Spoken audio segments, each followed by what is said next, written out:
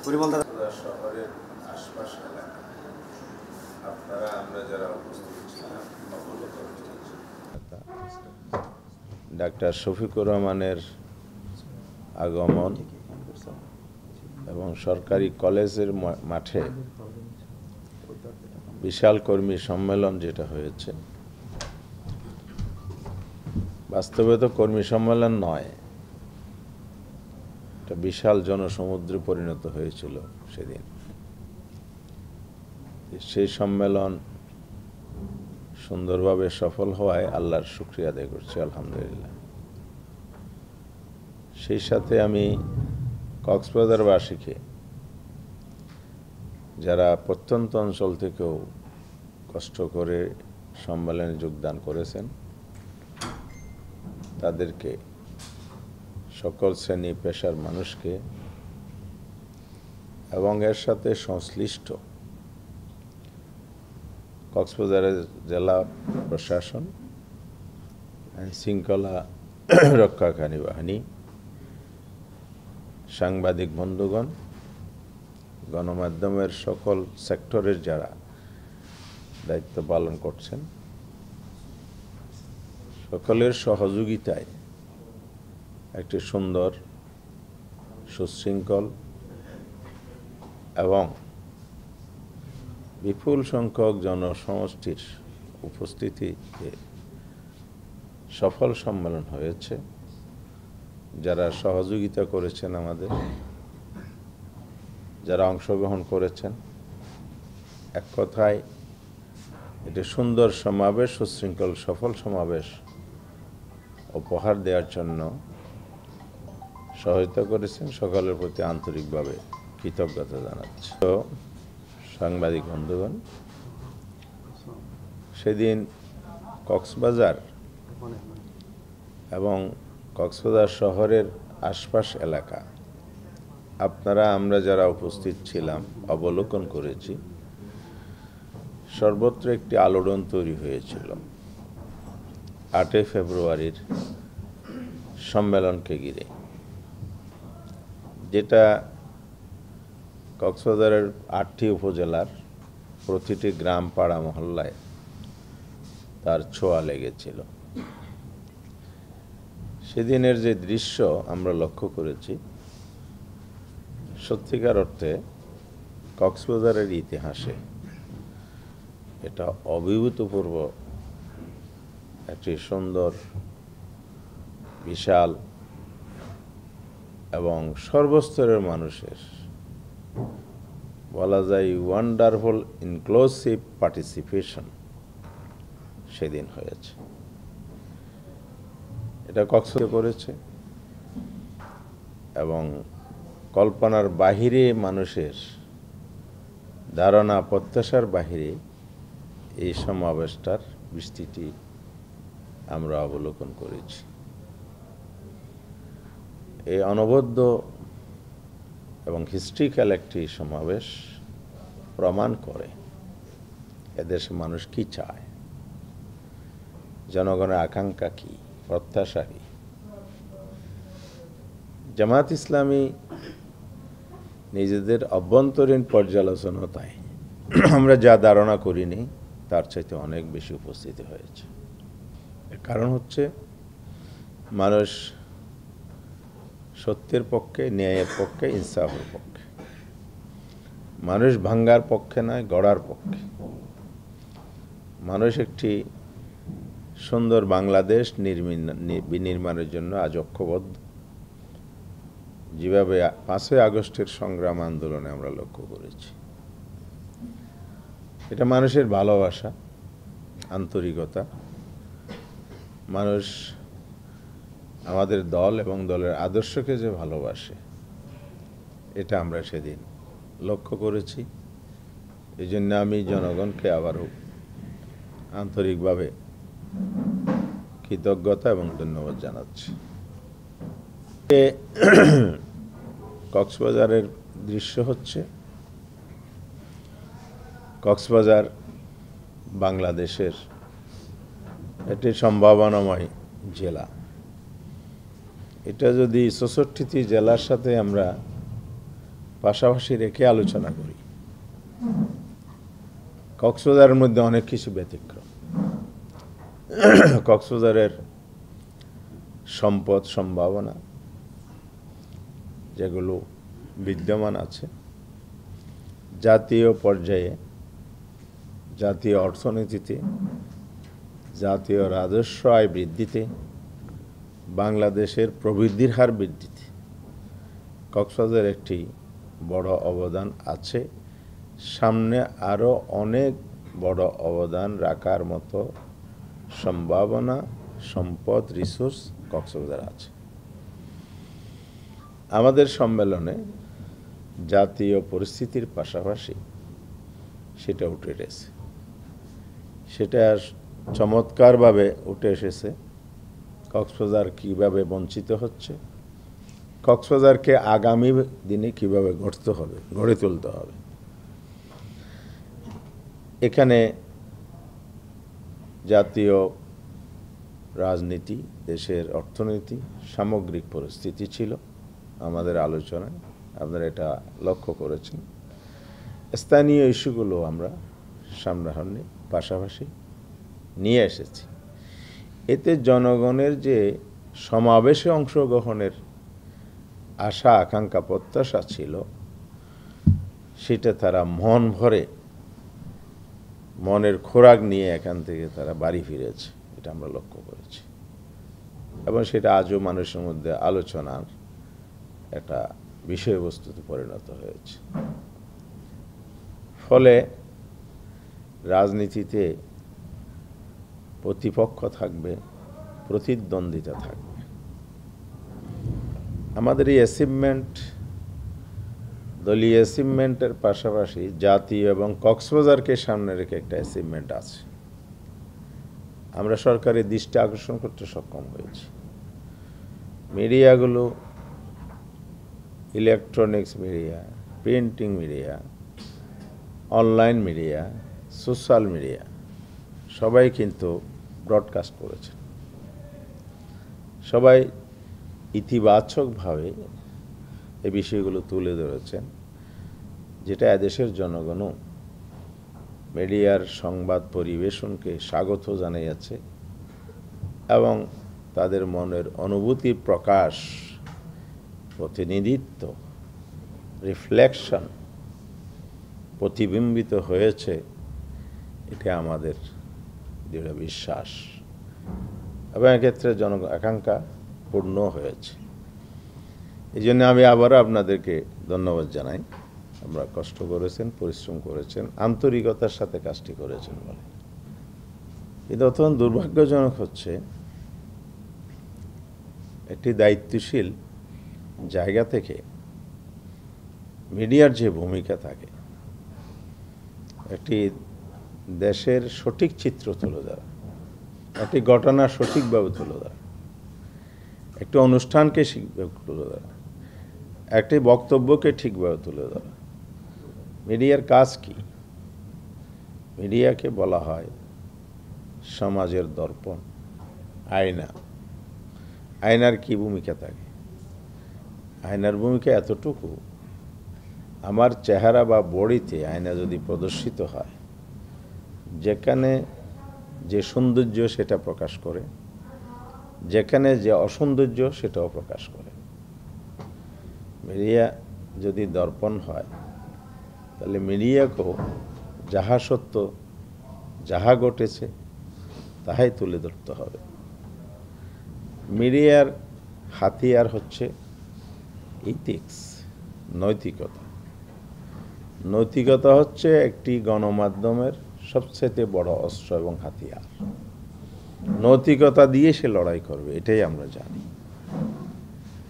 কারণ মিডিয়া সমাজ গঠনে, সমাজ পরিবর্তনে ভূমিকা রাখে। সেই জায়গায় রক্ষক যদি ভক্ষক হয়, তাহলে এটা জাতির জন্য বেদনা, এটা দেশের জন্য হুমকি, ক্ষতি। এটা দেশবাসী আশা করে না। আপনারা সবাই সেই জায়গায় সঠিক ভূমিকা রেখেছেন। আমরা একটু ব্যতিক্রম দেখেছি। যে ব্যতিক্রমটা আমাদেরকে কষ্ট দেয়, আমাদেরকে বেদনা দেয়। বাংলাদেশের একটা পরিচিত প্রখ্যাত একটা satellite television channel Bangla vision তার এই দায়িত্বশীলতার জায়গাটা অক্ষুণ্ণ রাখতে পারে নাই। আমরা দেশবাসী, কক্সবাজারবাসী অবশ্যই অন্যান্য মিডিয়াকে যেভাবে অভিনন্দন জানাচ্ছি, সেই জায়গাটা আমরা স্বতঃস্ফূর্তভাবে আন্তরিকতার সাথে সে অভিনন্দন জানাতে পারতাম।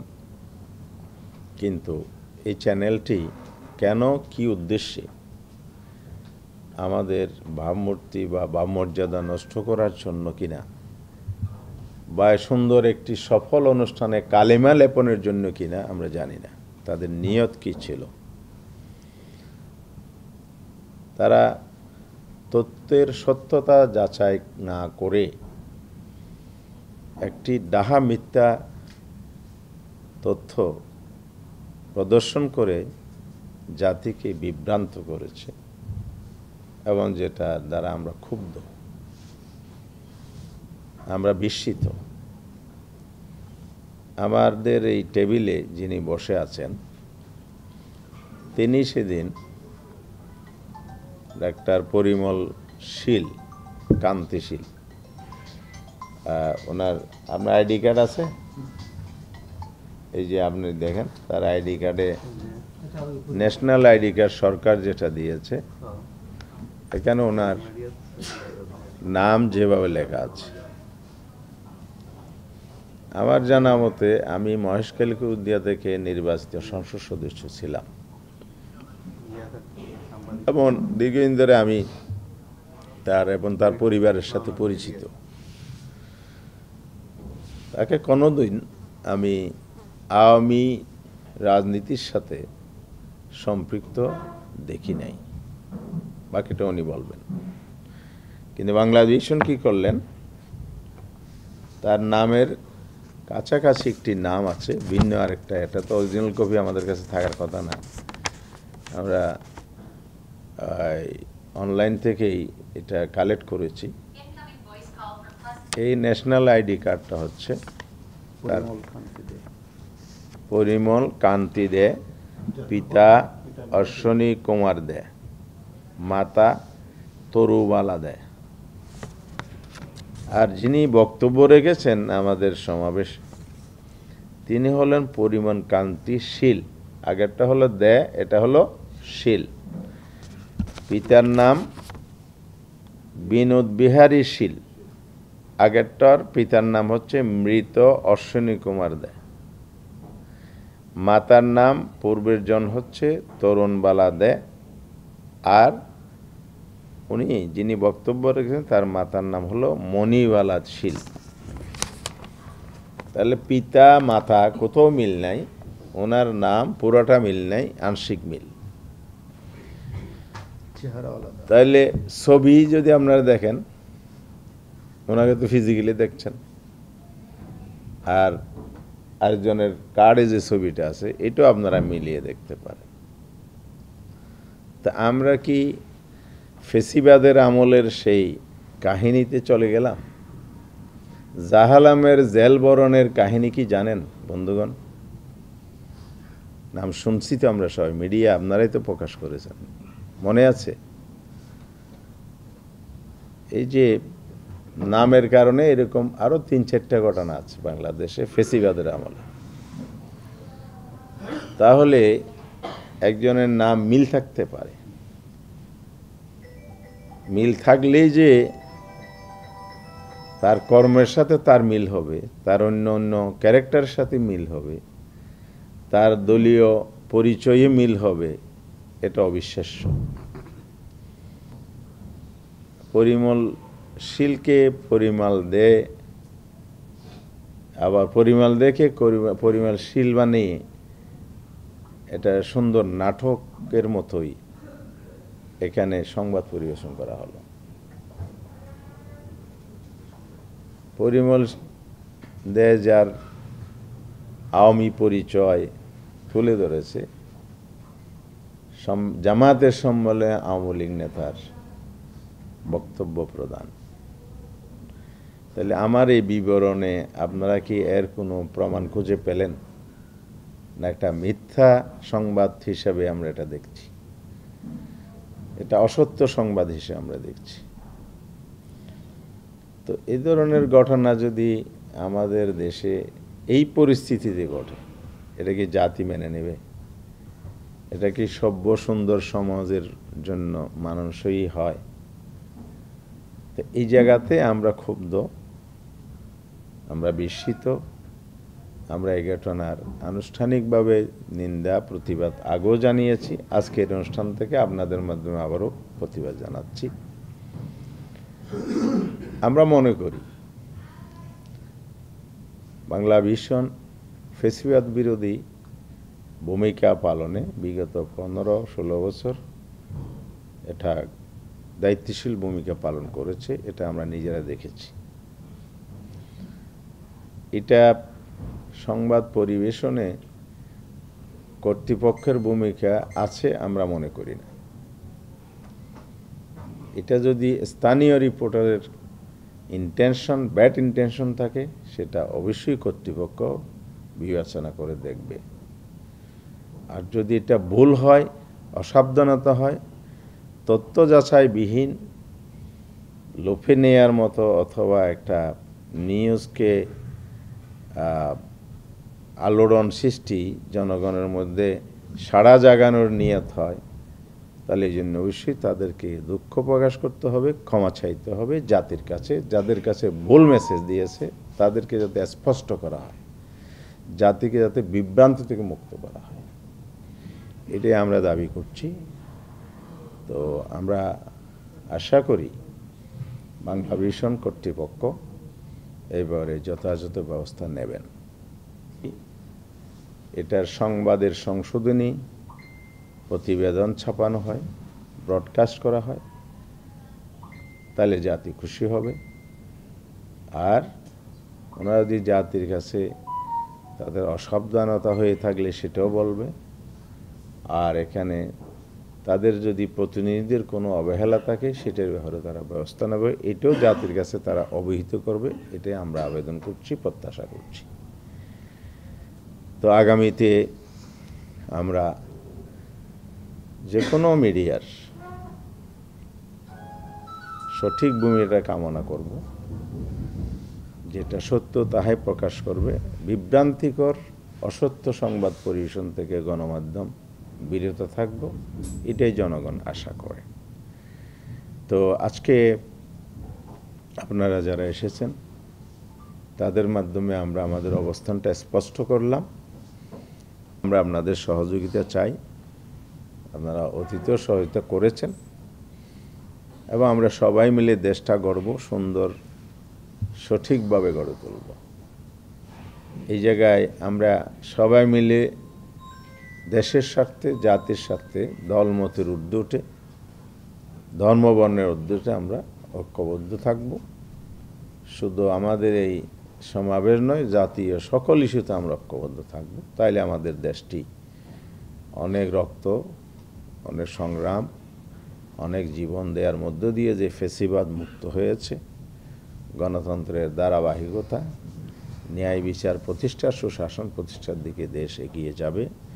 একটি সুষ্ঠু গণতান্ত্রিক ধারায় দেশ পরিচালিত হবে। বাংলাদেশ আগামী দিনের নতুন বাংলাদেশ, সমৃদ্ধ বাংলাদেশে গড়ে উঠবে, এই প্রত্যাশা রেখে আপনাদেরকে আবারও ধন্যবাদ জানাই।